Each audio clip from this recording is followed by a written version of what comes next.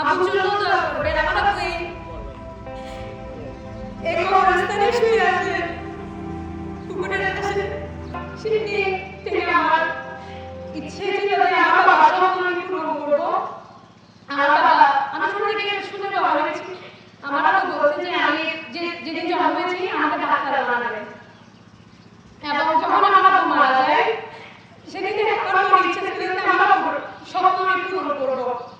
এবং দীর্ঘ ৮ বছর আমি এই স্বপ্ন নিয়ে প্রতি মুহূর্তে বেঁচেছিলাম শুধু আমার বাবার স্বপ্ন পূরণ করবো বলে।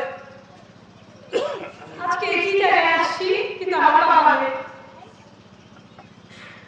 আমার আব্বুকে আপনারা চিনেন, আব্দুল গফুর বাংলাদেশ শ্রমিক ফেডারেশনের সাংগঠনিক সম্পাদক ছিল। আজকে আমি নিজেকে একটু হলেও গর্বিত মনে করতে পারছি, কারণ আমার বাবার স্বপ্ন হয়তো আমি পূরণ করতে পারছি। আমার বাবা চাইছে তার বড় মেয়ে যেন ডাক্তার হয়।